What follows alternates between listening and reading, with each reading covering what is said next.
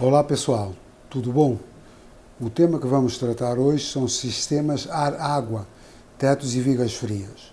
E eu gostaria de começar fazendo uma pequena introdução sobre esse assunto. Quando lá há mais de 100 anos o Dr. Carrer inventou o ar-condicionado, era uma unidade compacta. E à medida que os prédios foram crescendo, começou a ser unidades compactas tão grandes que de repente não tinha espaço para as pessoas trabalharem porque era tudo ocupado pela passagem de dutos. Então, algo que todos vocês conhecem, qual foi a solução para evitar esse problema? Foi, em vez de esfriar diretamente o ar, começou-se a esfriar a água, criou-se aquela máquina que a gente hoje chama de chillers ou resfriadores de água, resfriamos a água, essa água era bombeada para os diferentes andares e aí então tínhamos uma unidade de tratamento de ar, como a gente lhe chama, que esfriava, desumidificava e tratava apropriadamente o ar. Então já é uma primeira dica do que acontece, é que a água tem uma capacidade muito maior do que o ar de transportar energia. Estes sistemas ar-água vêm um pouco nessa mesma linha. Quais são as características de um bom sistema de ar-condicionado? Tem que assegurar uma qualidade do ar interior, tem que manter conforto térmico, é para isso que a gente faz ar-condicionado, tem que ter flexibilidade, isto é, os prédios hoje são construídos e depois eles vão mudando o layout lá dentro, de acordo com mais pessoas, mais computadores, novas estruturas da empresa, então precisa ter flexibilidade para que, quando há necessidade de mudar o layout, as mudanças que tem que se fazer no ar-condicionado sejam as menores possíveis. E, evidentemente, sempre temos que pensar em investimentos e em custos de exploração. E tem que atender também, está aí em letra muito pequena, aos estándares internacionais da ASHRAE, o 15, o 34 e o 90.1. Quando é que a gente pode ou deve usar esses sistemas que nós vamos falar hoje, sistemas de tetos e vigas frias?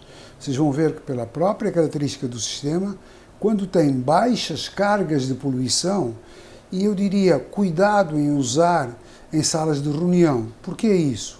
Porque os sistemas de salas de reunião, como tem muita gente lá dentro, normalmente e uma grande geração de umidade, tá? E as próprias normas exigem, uma que não foi referida atrás, mas a 62, o standard 62 da ASHRAE, exige bastante ar exterior quando tem muitas pessoas juntas, pode ser que para grandes salas de reuniões o sistema não justifique a sua aplicação. Por que isso? Porque eu diria o seguinte, não há um sistema que seja melhor que todos os outros em todas as circunstâncias. Cada sistema tem a sua própria aplicação e tem que ser estudado de acordo com isso. E outro critério é que não se pode usar em salas de cirurgia ou esterilização porque, de novo, as vazões de ar são definidas por norma e nestes sistemas de tetos e vigas frias, vocês vão ver que eles são sistemas economizadores de energia porque a gente transfere uma parte da troca de calor não por ar, mas por água. Algumas definições. Os sistemas de climatização têm duas funções básicas, retirar calor sensível e calor latente. Como é que a gente retira calor sensível, que é aquele, digamos assim, que a gente mede pela temperatura de um termómetro que está dentro da sala? Ele pode ser feito, retirar o calor insuflando ar a uma temperatura mais baixa, que é o que a gente conhece, bem tradicionalmente, né? Quer seja nos aparelhos de janela, quer seja nos sistemas centrais, a gente injeta um ar aí a 12 ou 13 graus, né? Ou 14 ou 15, enfim, nessa faixa, dependendo da aplicação. Esse ar mais frio vai para dentro da sala, mistura-se com o ar da sala, recebe o calor da sala e depois é retirado. Então nós temos sistemas ar-água, que são os que a gente chama de sistemas de fan coils, ou unidades de tratamento de ar ou unidades de indução, e temos os sistemas todo ar, que são aqueles que a gente usa, que chama de vazão constante ou de volume de ar variável. Mas tem uma outra maneira de retirar o calor sensível, que é por resfriamento de elementos estruturais.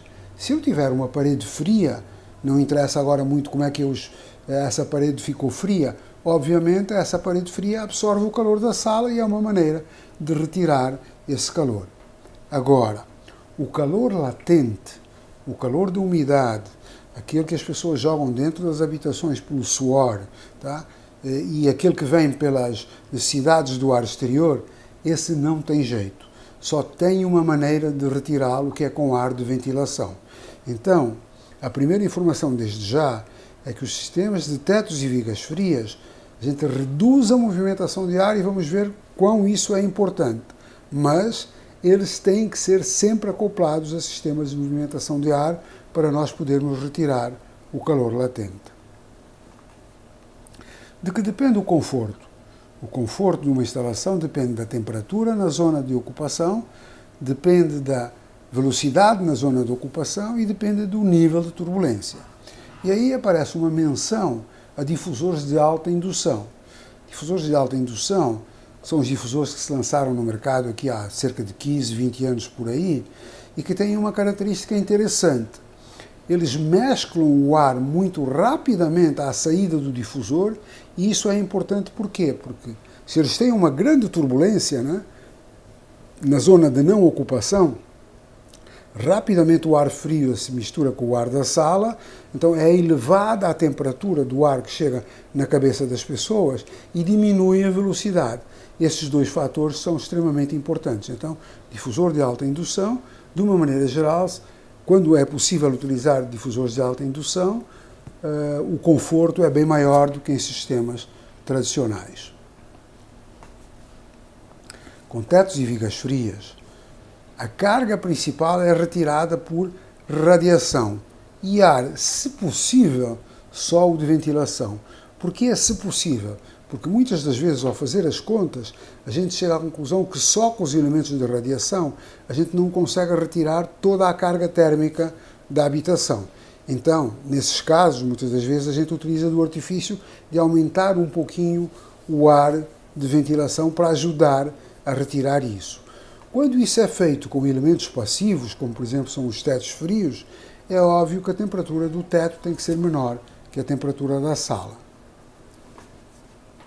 O que é que a gente consegue então? A gente consegue uma boa temperatura do local, consegue uma baixa velocidade de ar, um índice de turbulência aceitável, uma umidade relativa e uma efetividade de ventilação. O que é esse conceito de efetividade de ventilação? Quando nós insuflamos um ar que é para retirar, digamos assim, o calor das pessoas, a umidade das pessoas, onde é que esse ar é importante? É ao nível do nariz das pessoas. Se for um ambiente onde as pessoas estão em pé, temos que ter condições de garantir que o ar chega a 1,8 metros do piso e se as pessoas estão sentadas a 1,3 metros do piso. Porque se a gente insufla um ar, uma quantidade de ar exterior para diluir odores, e se rapidamente ele fica pregado ao teto, o famoso efeito Coanda, e sai na grelha de retorno, obviamente que uma boa parte do efeito que se pretendia é perdido. Então o que é que a gente consegue com os tetos e vigas frias? O ar de ventilação. E conseguimos, de uma maneira geral, ter um nível sonoro, que é um dos pontos de conforto da instalação, bem mais baixo. Essa equação que está aí nos diz qual é a potência sonora dentro de uma sala. Ela é 10 vezes o logaritmo na base 10 da vazão, mais 20 vezes o logaritmo na base 10 da pressão, mais uma constante K. O que acontece? Acontece que se eu manipulo menos ar, eu posso ter então já o meu 10 logaritmo de K já é menor, porque o valor de K, que é a vazão de ar, é menor. Mas ainda melhor do que isso, se eu reduzo muito a minha vazão de ar, eu posso ter uns dutos com uma dimensão, não aquela que era necessária nos sistemas tradicionais, mas com uma dimensão, sei lá, pela metade, mas mesmo assim ainda com uma velocidade bem menor do que nos sistemas tradicionais, e com isso eu diminuo também esse segundo termo da equação, o 20 logaritmo de P. Então, eu diminui esses dois termos, o que resulta da soma dos três é um nível sonoro bem menor dentro da instalação. Um dado que se tem que ter muita atenção nesses sistemas, especialmente nos sistemas de tetos frios, em vigas frias isto não é verdade, mas nos tetos frios, se eu tenho um teto frio, por exemplo, digamos aí a uns 16 graus centígrados, não é? E a temperatura da sala, do set point, como a gente chama, é na roda de 23, então eu tenho um gradiente de temperatura, eu tenho que a temperatura vai variando com a altura. Um dado que é muito importante de saber é que o ser humano só aguenta sem desconforto um gradiente de temperatura de 3 graus centígrados entre o tornozelo e a cabeça. Então, a assimetria de temperatura que nos dá tem que ter em conta isso. Para falar a verdade, não é tão rigorosa essa diferença de 3 graus centígrados entre o tornozelo e a cabeça. É válido para pessoas que chamamos de visitantes, que entram na sala e saem antes de 90 minutos. Para quem está permanentemente na sala, pessoas que chamamos de residentes, essa diferença de temperatura aceitável entre o tornozelo e a cabeça é de 4,5 graus centígrados.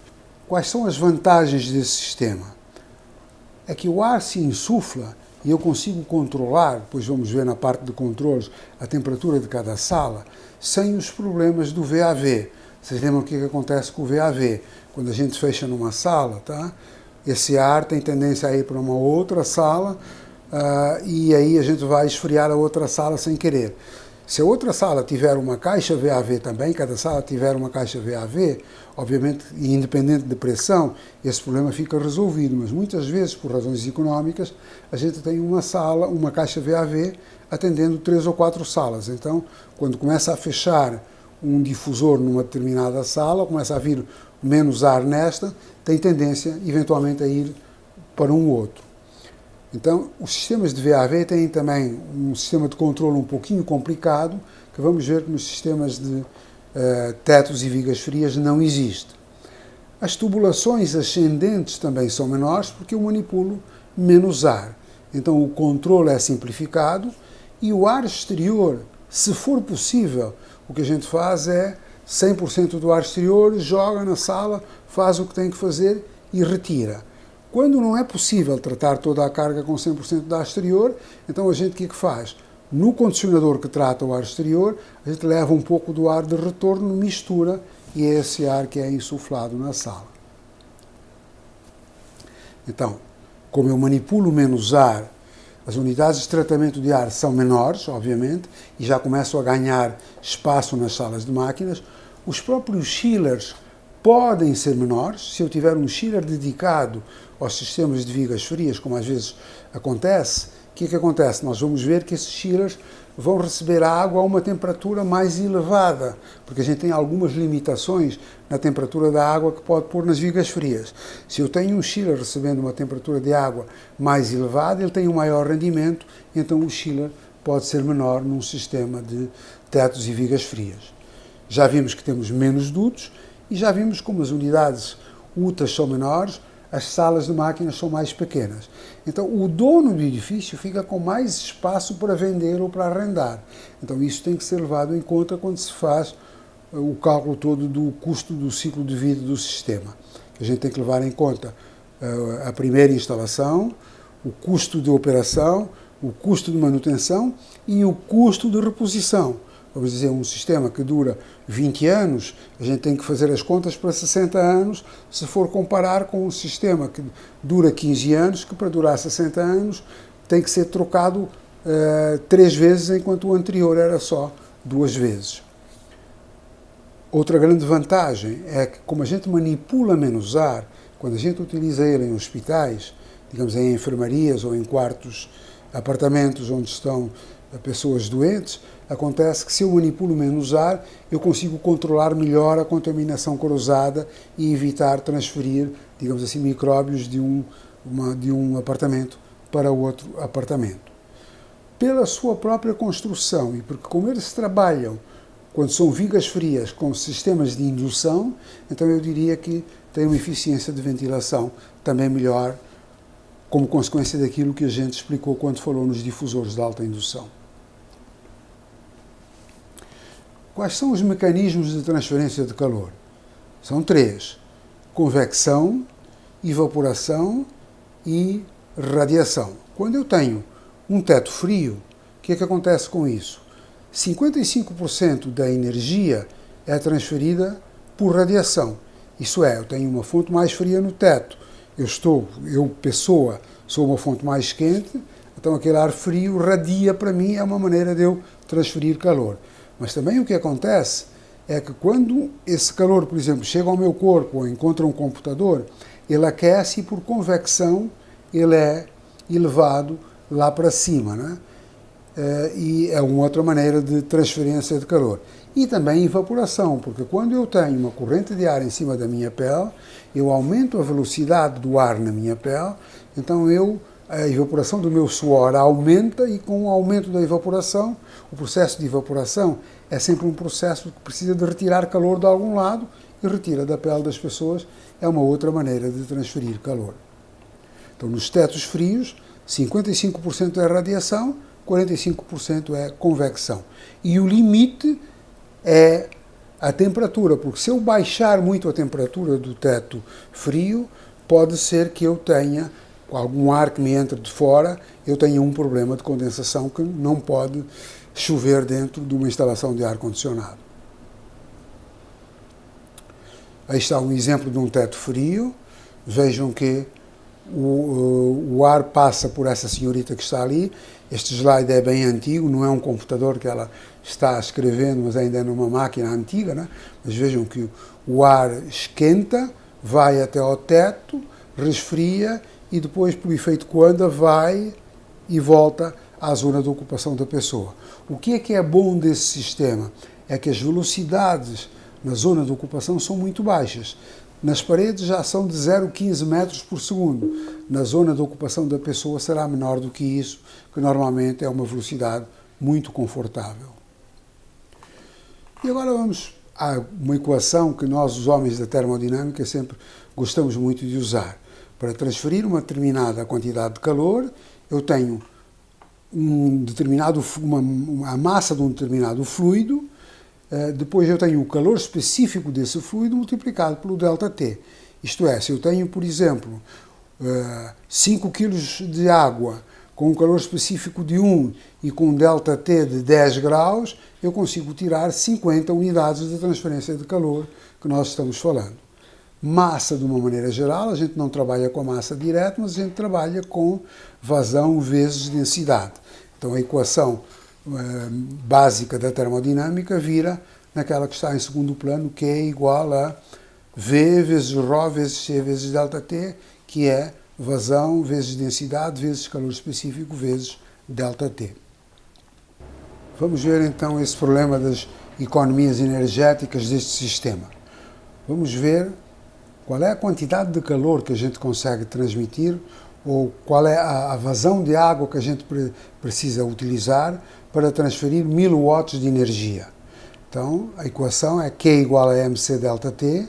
Então, lembrando que Q em quilocalorias hora, a vazão V em litros por hora, ρ, que é a densidade da água, é 1 centímetro cúbico pesa 1 grama, ou 1 litro pesa 1 quilo, o calor específico é 1, é uma caloria que a gente precisa dar a 1 grama de água para aumentar a temperatura de 1 grau, ou a 1 litro de água para aumentar a temperatura de 1 grau, nós precisamos de 1 quilocaloria. Né? E 1 quilocaloria, utilizando as unidades agora muito usadas na Europa, é igual a 1,163 watts. Então a equação Q igual a mc ΔT, se o C e o ρ são iguais a 1, basicamente é a vazão vezes o ΔT. Se preferirmos trabalhar com 1000 watts de energia, então temos que corrigir essa fórmula e o QW é igual ao valor lá de cima multiplicado por 1,163. A vazão, então, em litros por hora, agora tirando isso de um dos lados da equação, fica igual à quantidade de energia que a gente quer transmitir, dividido por 1,16 vezes ΔT. Vamos imaginar, e nem sempre isso acontece assim, que o ΔT de água com que a gente vai trabalhar são 2 graus. Hoje em dia, de uma maneira geral, a gente trabalha com 3, mas vamos trabalhar com 2 porque com tetos frios a gente trabalha mais com 2 do que com 3. Vigas frias é que a gente trabalha com ΔT de 3. Então vejam vocês que eu, para transferir 1000 watts de energia, eu vou ter 0,86 vezes 1000, que dá 860, dividido pelo ΔT, que é 2, me dá 430 litros por hora, ou 0,43 metros cúbicos por hora, para eu transferir 1000 watts de energia. Vamos ver o que se passa se eu usar ar. O ar agora é um pouquinho diferente. A fórmula é igual, a densidade do ar é 1,2, mas aqui é quilos por metro cúbico. Lá era quilos por litro, aqui é quilos por metro cúbico, então é bem menor, né? E o calor específico do ar, lá na água era 1, aqui é 0,245 quilocalorias por grau centígrado por quilo de ar.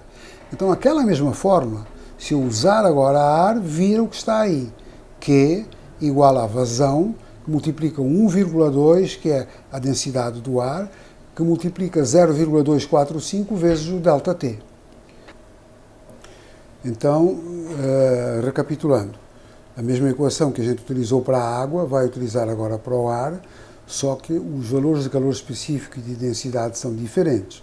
Então, utilizando 0,245 quilocalorias por grama por quilo de ar, já vemos que é um calor específico cerca de 4 vezes menor, e a densidade, então, ainda é pior, não é? Porque é 1,2 kg por metro cúbico, dá quase uma relação de 1 para 1000. Então, nós vamos, obviamente, que de ar vamos precisar de muito mais quantidade de ar. Então, pegando a mesma equação, Q igual a vazão vezes a densidade, vezes o calor específico, vezes o ΔT, se multiplicarmos a densidade pelo calor específico, vira Q igual a V vezes 0,294 vezes ΔT, explicitando o V na equação, fica V igual a Q que divide 0,24 vezes ΔT. Então, passando isso para watts, temos que também corrigir com o número 1,113, e essa equação vira essa última equação do lado esquerdo da tela, que a vazão em metros cúbicos por hora, para uma determinada transferência de calor em watts, é o número de watts dividido por 0,43 vezes ΔT. Normalmente, em sistemas de ar-condicionado, sistemas de ar, a gente trabalha com ΔT de 11 graus. Se trabalharmos com ΔT de 11 graus, então essa equação vira 1000 dividido por 3,7 qualquer coisa, que dá esse valor, 265 metros cúbicos hora. Então vejam vocês, de 0,43 metros cúbicos hora que precisávamos de água, agora precisamos de 265 metros cúbicos por hora se usarmos ar. É uma diferença e tanto. Se nós agora fizermos uma tabela comparativa, tá? Mais ou menos daquilo que fizemos ali, está aqui a tabela, então 1000 watts para o ar, 1000 watts para a água, capacidade térmica específica, o que é que dá num caso e no outro, né? Que é a relação dividido um valor pelo outro. A velocidade do ar, aqui é uma vantagem para o ar, é de 7 metros por segundo. Em água é 1, metros por segundo na tubulação, e vocês podem perguntar, mas então não posso aumentar essa velocidade da água para ter tubulações um pouquinho menores? Eu diria, cuidado, normalmente podem ir como máximo a 1,2 metros por segundo, porque a partir daí o ruído hidráulico da água passando dentro do tubo cria um nível de ruído dentro das instalações que não é aceitável. Fazendo essas continhas todas, trabalhando por aquelas vazões que estão aqui, o 265 e o 0,43, e trabalhando com as velocidades de 7 metros no tubo e 1,0 na água, e muitas vezes nos condutos a gente só nos principais trabalha com 7 metros, nos secundários trabalha com menos do que isso, mas vamos imaginar que é 7 metros em tudo, só para efeitos do exemplo. A secção transversal do tubo dividindo a vazão pela velocidade, não é? Aqui teríamos que dividir por 3.600 para ser metros cúbicos por segundo, não é? Aqui teríamos 102 centímetros quadrados que necessitamos para transferir os 1000 watts com o ar, e 1,19 que necessitamos para a água. Estes valores é óbvio que são verdadeiros para as condições do ar que a gente deu lá. Se nós, em vez de termos ao nível do mar, tivermos, por exemplo, em São Paulo, onde a densidade é menor, temos que corrigir esses valores. Mas, enfim, trabalhando com esses valores, verificamos que o diâmetro de um tubo de ar para o tubo de água é cerca de 10 vezes maior, 9,4, para ser mais preciso. E vamos ver depois nos slides a seguir qual é a energia que a gente necessita para movimentar essa quantidade de ar que estamos falando, dessa quantidade de energia que estamos falando agora. Então isso é a relação que mostra que o cano de água é muito pequeno e temos um duto de ar dessas dimensões numa relação de 1 para 88. Né? Um conceito que seria importante ter aqui é o conceito de temperatura operativa, que é válido quando falamos de tetos frios, que é, se nós tivermos, por exemplo, as 6 faces do cubo, imaginando que a sala é como se fosse um cubo, toda ela a uma temperatura de 23 graus, e o teto frio a uma temperatura de 16 graus, né? Nós teríamos 18 graus, desculpem, nós teríamos 5 vezes os 23 graus, mais os 18 graus dividido por 6, isso nos dá 23 graus centígrados, mais ou menos. Não é? Então, eu diria que é esse valor que nós temos aqui. Acontece aqui tem um pequeno errinho nessa fórmula também de cima, que quando as pessoas estão com um teto frio, normalmente acontece que a sensação térmica que a gente sente, ela é de 1,5 grau em relação à temperatura do set point. O que é que eu quero dizer com isso? Em sistemas por radiação, tá? Aquilo que a gente normalmente sentiria se a temperatura é 23 graus, não é? Para termos o mesmo grau de calor, a gente pode permitir chegar a uma temperatura operativa de 24 graus e meio. Não é? Em baixo, se tivermos algo de dimensões desconhecidas e tivermos um T1 de 21 graus, vamos dizer que a temperatura operativa é 22 graus e meio, esse grau e meio de diferença que nós temos aí entre a temperatura do set point e a sensação da pessoa que está utilizando a sala. Está aqui então explicitado isso. Eu diria que 24 graus e meio, se nós medirmos agora feito ao contrário. Não, a temperatura na pessoa que ela sente é 24 graus e meio. Qual é efetivamente a temperatura da sala? É 26 graus, se nós estivermos trabalhando com esse conceito de temperatura operativa, que volto a dizer, só é válido esse conceito para tetos frios, não para vigas frias. Vendo agora, então, o custo de energia, quanto nos custa para transportar esses mesmos 1000 watts de energia, utilizando ar e utilizando água. Os valores em azul foram já os que nós determinamos. Por uma questão de simplicidade, eu vou supor que o rendimento do ventilador, do motor da máquina que movimenta o ar é 70%, que é o mesmo rendimento da bomba de água. Então, eu utilizando os valores que a gente já tinha visto, e vou partir do princípio que a pressão do ventilador é de 500 pascal e na bomba são 5 metros de coluna de água, estes valores são valores bastante tradicionais, eu chego à conclusão que eu, para transferir 1000 watts de energia utilizando ar, preciso de 52,6 watts, e utilizando água, eu preciso de 8,5 watts. Então, um sistema utilizando água é, obviamente, um sistema onde eu gasto menos energia. Esta tabela que está aqui apareceu num dos jornais, no ASHRAI Journal, eu creio que de setembro de 2008, por aí mais ou menos, se não estou em erro, onde havia um artigo que comparava o consumo de energia de um sistema utilizando vigas frias com um sistema utilizando VAV. Já não estão comparando com um sistema de volume constante, que esse normalmente gasta bem mais energia. Então, diziam os autores do artigo que nós tínhamos algumas cargas aí que são constantes, não é? Depois eles diziam que a carga para transportar o ar era 9,3% no sistema de VAV e 1,9% no sistema de tetos e vigas frias.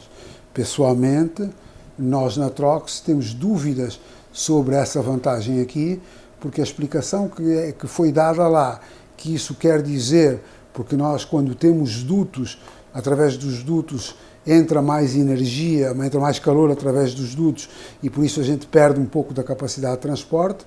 Isso acontece em alguma proporção, mas não na proporção de 9,3 para 1,9.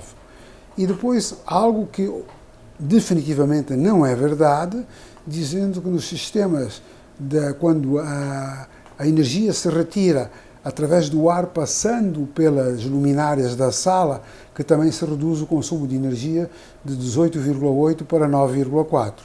Eu diria que isso não é verdade, porque se num sistema de volume de ar variável ou volume constante, eu também fizer o retorno através das luminárias, eu posso fazer a economia de energia, é exatamente a mesma. Então, esse valor que eles chegaram à conclusão, mesmo acrescentando 1,5% para consumo da bomba, que era de 42,5% a menos, ou seja, 57,5% comparado com 100% com o sistema de VAV, nós achamos que é bem mais realista um valor de 67% e não esse valor de 57,5% que está dito aí.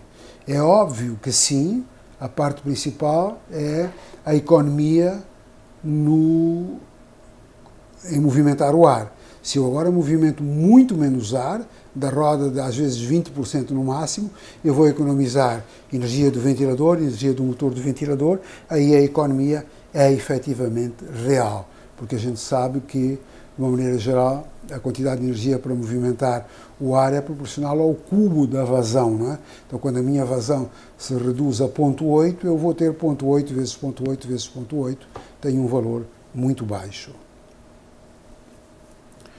Agora, alguns conceitos que são importantes nesses sistemas.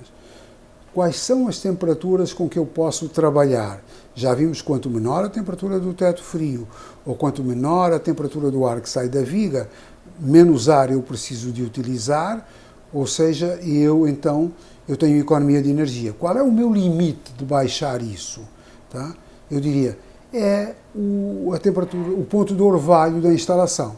Se nós estamos com uma instalação, digamos assim, nesse exemplo que está aí mostrado, com cerca de 25 graus centígrados de set point, com 50% de umidade relativa, nós vemos que a nossa temperatura de ponto de orvalho é 15 graus. Então eu diria, 15 graus seria o limite, que já está marcado dew point, que a gente poderia ter ou na superfície do teto ou na injeção da água na viga fria.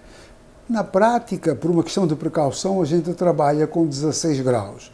Mas eu devo dizer a vocês, se precisarem de trabalhar com 15 graus, há experiências que foram feitas que provam que demora cerca de 8 horas a aparecer a primeira gota de água na serpentina da viga fria. Então eu diria, mas esse cuidado tem que se ter, verificar qual é o ponto do orvalho, e eu diria, e um alerta, isso não tem nada a ver com as condições exteriores. Isto é válido para uma instalação em Porto Alegre ou uma instalação próximo do Equador, em Salvador. Eu diria, isso não tem nada a ver com as condições exteriores. Tem que ver com qual é o ar que a máquina, ou a máquina que trata o ar, joga lá para dentro da instalação, ou qual é a temperatura da água que a gente põe lá. Se eu tiver, obviamente que quando eu tenho altitudes diferentes ao nível do mar, isso não tem nada a ver com mais próximo do Equador ou mais distante do Equador, mas tem que ver, digamos assim, com a altitude onde a instalação está sendo feita, a carta psicrométrica varia um pouquinho, então tem que entrar na carta psicrométrica ajustada à altitude onde está, mas a partir daí o que vale é a temperatura e a umidade que você quer ter dentro da sala e o seu set point, e você define o seu ponto de orvalho ou o ADP, como a gente chama, que é o dew point. Agora, um exemplo de um teto frio radiante, que não é nada de novo que vocês não conheçam. Vejam vocês, eu tenho, na verdade, uns elementos de alumínio com um tubo de cobre passando através deles. E depois uma superfície, que é a superfície secundária de transferência de calor. Isto, no fundo, quase que parece que é uma unidade de tratamento de ar sem ventilador. E, basicamente, eu diria que é mais ou menos a mesma coisa. Isso é um exemplo na Escola Politécnica da USP, não sei se dá para ver muito bem, mas dá para ver que tem difusores de ar, porque, como eu disse, sempre se precisa de manipular ar, e dá para ver também onde estão mais ou menos os riscos da tubulação de água por cima das placas do teto frio. Essa instalação foi feita com teto frio e não com vigas frias.